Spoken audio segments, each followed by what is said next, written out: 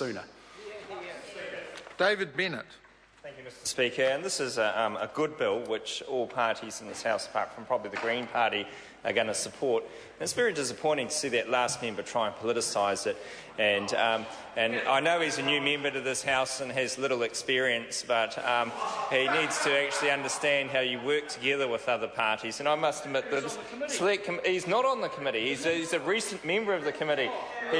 He got promoted to the committee from something other than that was meeting at 8 o'clock in the morning. Now he's to a full meeting. But he's learning. But it's very disappointing to see that that member say those things. And I want to just make one point before I just go on a few points about the bill, and that is that the Labor Party did not put that convention through.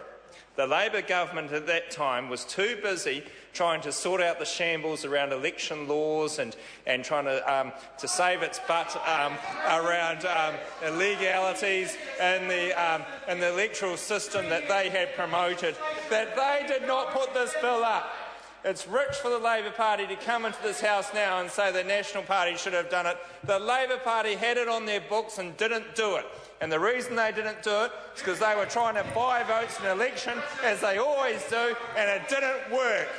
So they shouldn't come into this House and now blame the National Party for this. The Labor Party is the party at fault. They were the ones that were in government and should have done it at that time. They didn't, and it's a bit rich for that member to come in here. I know he's a new member, but it's a bit rich for him to come in and say those things at this time.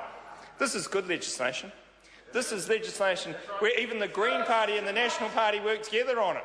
We worked together and got a solution around fracking and things like that, and it'd be good to see the Green Party actually support this legislation today, but I'm sure they will find some minute detail that makes no difference, and that will be their reason to not support the legislation, and that will be very disappointing. But there are some big parts to this bill, and I think there's another part that last member mentioned, and that was the alcohol requirement. And that is that it's at a lower than the driving requirement, but it's only for 80 vessels, as that member identified. The vast bulk of vessels or seafarers, you could say, are not covered. This only covers commercial seafarers in that sense, and so it relates to international seafarers' boats that are that have international crews coming in and out on a commercial basis, and so it is consistent with that. And that member was making reference to things that are not the case, that it isn't an approach which is different from what we do in the sense of our roading network, because it's because a lot of people on the sea don't actually have any limit, because there's a zero limit for all the other sea captains unless you're in a commercial enterprise. So the other thing I wanted to go through was the role of regional councils. I think this is a very important part of this bill. With regional councils having the ability to set some of these rules around harbour masters and the rules and regulations around their maritime activities in certain areas, it's a good example of how government can work with local bodies.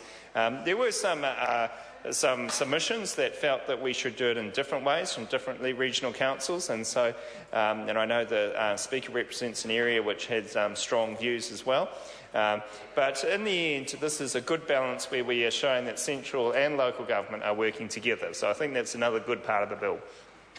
Effectively, this bill does change two major pieces of legislation, and does it in a way which members of the committee have worked hard to try and accommodate the interests of all parties and reflect the advice we've received from officials.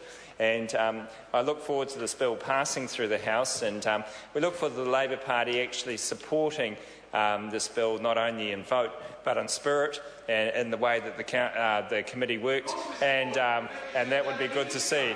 And it would be good to see this pass through the House unanimously. Thank you. Honourable Marianne Street.